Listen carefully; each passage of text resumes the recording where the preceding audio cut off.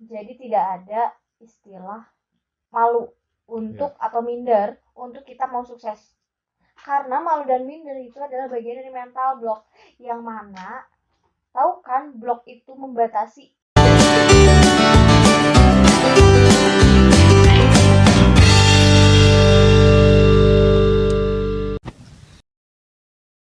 Halo teman-teman, selamat datang kembali bersama kami di Kopongsil. Kali ini saya kedatangan tamu spesial dari Demisioner Kopongsil sendiri, yaitu Teh Septiana Pratiwi. Maaf Teh grogi, aduh. Soalnya, wah Teh Septi itu orangnya kalian harus tahu, the best banget.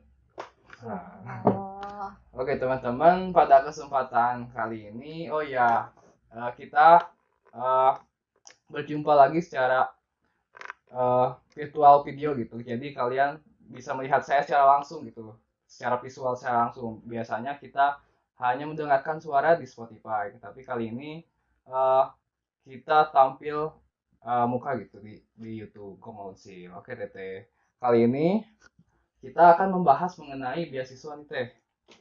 Oke. Ya. uh, Menurut Teteh, pandangan Teteh mengenai beasiswa itu gimana tuh sih? Beasiswa ya. Iya, beasiswa. Sebelumnya aku izin memperkenalkan diri Iya, dulu boleh. nih. Teman-teman yang lain biasanya manggil AA, Akang, Mas Boleh. atau apa? Di sini AA Teteh. Oke. Iya. Aku izin memperkenalkan diri dulu nih, Ya. Adeden. Iya, Teteh. Ya. Jadi sebelumnya aku Septiana Pratiwi. Tadi yang disebutin sama Adeden itu Teh Septi, yaitu nama panggilan aku. Dan aku kuliah di Universitas Siliwangi, dapat beberapa beasiswa. Ya, di antaranya ada beasiswa PPA, pengembangan potensi akademik, sama beasiswa Jarum Foundation. Dan ada beasiswa lainnya. Wah, alhamdulillah ya.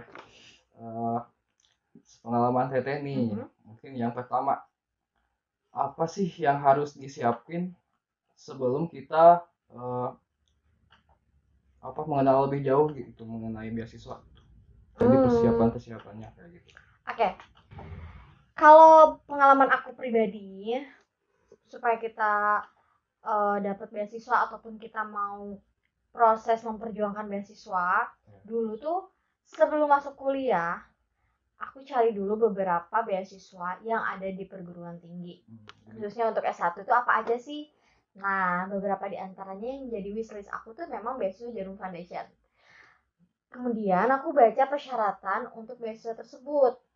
Nah, kan ada beberapa tuh, kayak misalnya kita minimal IPK-nya berapa, terus juga harus aktif organisasi, terus prestasi akademiknya harus bagus juga dan banyak.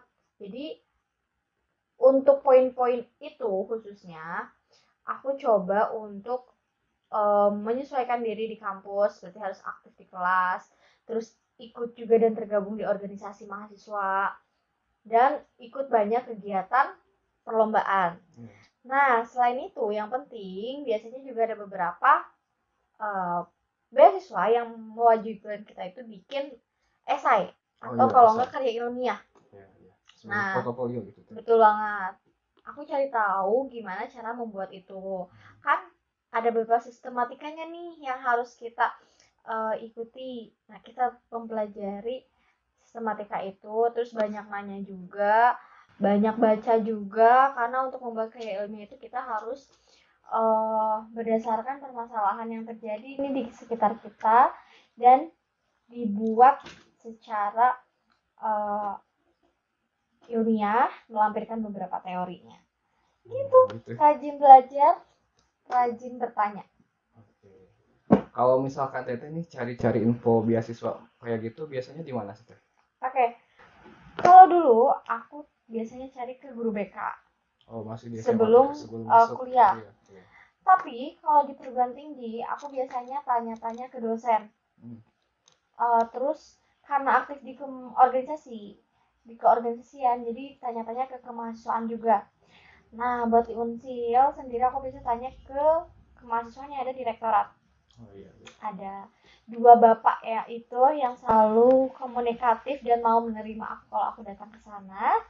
Terus juga aku cari-cari di Instagram atau di Google gitu. Nah, itu biasanya kalau di sosmed sendiri di Instagram banyak ya Teh. Banyak Kayak banget. akun-akun yang khusus nyediain info-info mengenai beasiswa itu. Jadi kalian Yes. kalau kalian cari-cari nih di Instagram, wah udah mudah banget gitu cari info beasiswa tuh. Tapi hati-hati, nggak semua info beasiswa di sosial media itu real. Ya. Saran aku, coba teman-teman cari beasiswanya itu yang lembaga tersebut yang menyediakan beasiswanya itu betul-betul terdaftar legalitasnya. Kayak salah satunya kan tadi Beasiswa Jarum Foundation. Jarum kan kita udah tahu ya legalitas perusahaan itu seperti apa. Gitu. Atau beasiswa Unilever misalnya, atau XL apa gitu, XL Future Leader. Nah, itu kan jelas ya. Jangan asal-asal input atau masukin data kita untuk daftar beasiswa. Hati-hati Ya, juga harus teman-teman. cek and recheck lagi ya teman-teman. Apalagi kalau kalian misalnya diminta uang pendaftaran gitu ya itu hati-hati ya. Biasanya enggak ada kalau uang sebenarnya pendaftaran. gini, uang pendaftaran itu nggak ada. Cuman yang jadi perhatian utama kita adalah ketika kita input data seperti KTP, foto diri kita, tanda tangan kita, kan itu data-data pribadi ya. Itu sih yang jadi takutnya disalahgunain ya Teh. Bahaya banget gitu. Iya, poin-poin kehati-hatian kita. Oke. Selanjutnya mungkin sebelum apply beasiswa tuh biasanya kita nih khususnya yang minim pengalaman gitu Teh. Merasa minder gitu. Jadi takutnya gimana gitu kalau misalkan daftar tuh takutnya minder duluan gitu sebelum daftar tuh. Mengatasi hal tersebut gimana sih? Kalau dalam hidup saya tuh gini Den. Aku kok saya Den. Jadi formal nih, maaf.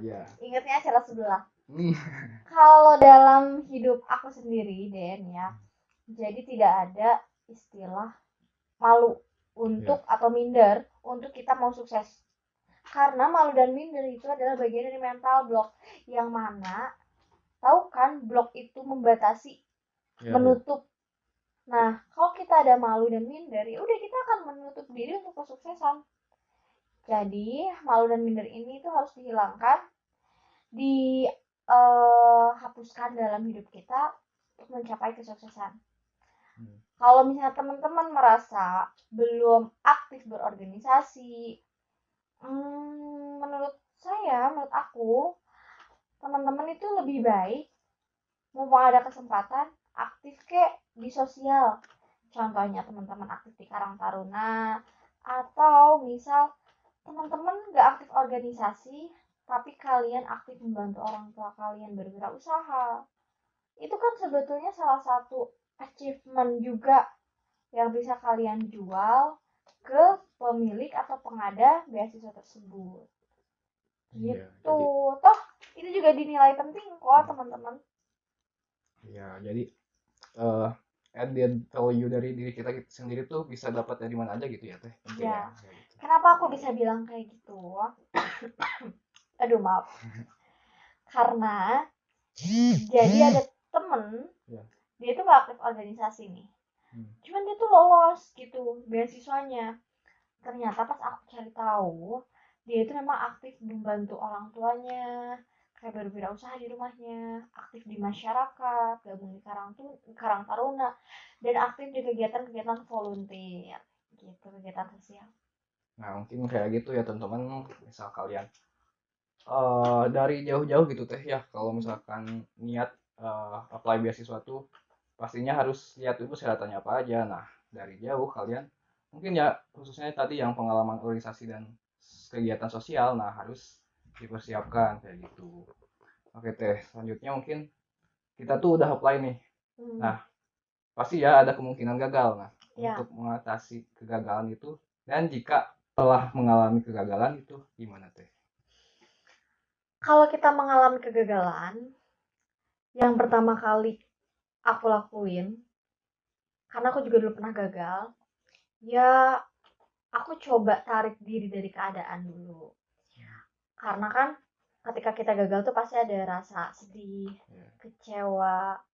Nah, tarik diri, pergi ke tempat yang bisa nenangin diri kita. Contohnya, ruangan yang sepi, kalau aku ya. Nah, di sana tuh kita kayak self talk sama diri, ngomong ke diri kita sendiri. Ya udah, nggak apa-apa, kamu udah berjuang. Nah, abis self talk itu, cara lainnya kita coba apa namanya tuh ya? Bukan profiling, tapi kita journaling. Menuliskan apa yang kita rasakan saat itu di kertas. Jadi mengeluarkan emosi kita mengekspresikan apa yang kita rasakan. Nah, tapi dari sana cukup sedihnya jangan berlarut-larut, karena kita harus sadar bahwa menang kalah, berhasil gagal itu ya memang dinamika kehidupan, teman-teman. Jadi kalau misalnya kita gagal, itu adalah hal yang wajar, bukan mutlak kesalahan atau dosa besar. Gitu. Keluarkan aja emosi atau perasaan yang kita rasakan saat itu. Ekspresikan aja. Yang terpenting jangan di depan umum. Terus bisa tetap dikontrol. Nah, setelah itu kita coba untuk bangkit lagi dengan cara melakukan aktivitas lainnya. Jadi biasanya kan kalau udah gagal orang-orang tuh insecure, overthinking, dan males buat ngelakuin apapun. No, kita harus gerak lagi ngelakuin hal-hal lainnya. Kayak gitu. Yes. Mantap banget nih. Mungkin jadi motivasi tersendiri bagi teman-teman gimana nantinya kalau kalian mengalami kegagalan gitu ya, pastinya jangan lupa apresiasi diri gitu. Kalau kita tuh udah berjuang semaksimal mungkin, yang pastinya kita harus fokus ke apa yang dapat kita tingkatkan gitu, khususnya pastinya diri sendiri ya teh. Kalau hasil pastinya itu di luar kendali kita ya, yang penting kita secara maksimal, secara apapun yang telah kita keluarkan itu udah benar-benar kemampuan yang kita punya gitu, dikeluarin semuanya kayak gitu teh. Oke, mungkin aku pengen tahu nih teh, pengalaman teteh keterima di beasiswa, dapat apa aja, terus ya kayak gimana sih teh? Senangnya kayak gitu. Aku ceritain salah satu beasiswa yang sangat menarik buat aku ya, yaitu Jarum Foundation. Nah, jadi yang aku dapetin tuh pertama ada beberapa pendidikan, program pendidikannya, salah satunya ada karakter building. Di sana aku ketemu pemateri yang luar biasa. Terus materinya juga keren banget, daging banget. Kenapa disebut daging? Karena ketika penyampaian materinya itu betul-betul pertama bisa kita pahami, yang kedua bisa merubah diri kita. Baik itu selama kita mendengarkan materinya maupun setelah kita menerima materi itu. Contohnya nih, pikiran aku lebih terbuka karena waktu itu salah satunya membahas tentang sebuah visi. Semangat aku jadi lebih membara. Terus juga kita kan pasti punya kesalahan, punya kekurangan dan keinsecurity-an, ya kan? Iya, pasti. Mau itu fisik lah, mau itu soft skill dan lain-lain, kita pasti membandingkan diri kita dengan yang lain. Nah, ketika dapat materi itu, aku merasa lebih terbuka pikirannya dan lebih menerima diri. Itu yang terpenting, Den. Ada juga materi tentang ya kepribadian. Jadi memang yang aku temukan di sana adalah setiap orang tuh punya keunikannya masing-masing, kelebihan dan kekurangannya masing-masing. Dan aku lebih percaya diri setelah itu, karena ternyata aku tuh punya kelebihan yang harus lebih aku syukurin dan diberdayakan. Gitu. Terus tadi bahas visi ya. Aku ketemu juga beberapa pembicara yang mana mereka tuh alumni penerima beasiswa Jarum juga, dan udah sukses dengan berbagai macam prosesnya. Dan aku termotivasi untuk bisa seperti mereka. Sukses dalam artian itu bukan mereka sekedar kaya raya, tapi mereka tuh bermanfaat dan menginspirasi lingkungan sekitar. Itu sih. Dari situ aku terdorong untuk bisa aktif juga di sosial, bisa bergabung dan uh, berkarya bareng masyarakat juga, bisa membaur dengan masyarakat. Di situ yang aku dapetin. Dan selain itu, aku dapat momen kenalan dan ngobrol bareng teman-teman. Ya, Apa sih pasti. namanya itu, circle Circle yang seru dan frekuensinya tuh mendukung kita untuk mendukung untuk berkembang gitu. betul relasi juga yang aku dapetin. Terus selain itu ya fisik ya, kayak misalnya dapat dana pendidikan, terus juga support buku, tasnya juga banyak tahu teman-teman, lucu-lucu, jaketnya, seragamnya oke. Oke, gitu kayak pastinya ketemu orang-orang baru, relasi yang wah keren-keren pastinya teh, orang-orang yang hebat gitu, yang eh, beasiswa Jarum sendiri yang disediain untuk kita sama-sama, apalagi eh, banyak teman-teman yang keterima beasiswa yang pastinya gimana ya teh, kita tuh pasti sama-sama punya tujuan yang ke arah yang sukses gitu, sukses. Jadi pastinya yang tadi Teteh bilang mendukung kita untuk berkembang satu sama lain, saling mendukung kayak gitu, berbagi sharing informasi segala macam kayak gitu ya Teh. Benar banget. Oke, selanjutnya mungkin eh, dari Teteh nih ada saran nggak buat teman-teman yang sekarang nih, setelah yang lagi nonton nih, yang pengen apply beasiswa dari Teteh sih, gimana sih saran dari Teteh sendiri? Oke, 2023 nanti itu biasanya banyak banget info beasiswa, apalagi di awal tahun. Kayak misal beasiswa unggulan atau beasiswa bank apa sih namanya itu, BRI ada, terus juga BI ada, beasiswa Jarum juga itu di awal tahun biasanya mereka opennya. So teman-teman dari mulai sekarang cek website mereka, terus baca persyaratannya secara detail dan siapkan satu persatu dari sekarang.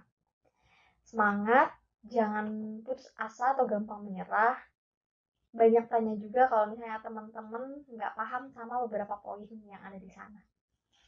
Oke, makasih banyak Tete buat waktunya, buat motivasi mungkin buat teman-teman sendiri, buat saya sendiri khususnya untuk lebih banyak baca-baca lagi, terus sharing sama khususnya yang dari lembaga sendiri ya, buat cari info beasiswa. Pastinya mereka lebih tahu ya Teh. Jadi makasih banyak buat waktunya. Buat kalian yang udah nonton, terima kasih juga. Jangan lupa subscribe yang di YouTube, like juga, nantikan konten-konten kita di video selanjutnya. Terima kasih, bye bye.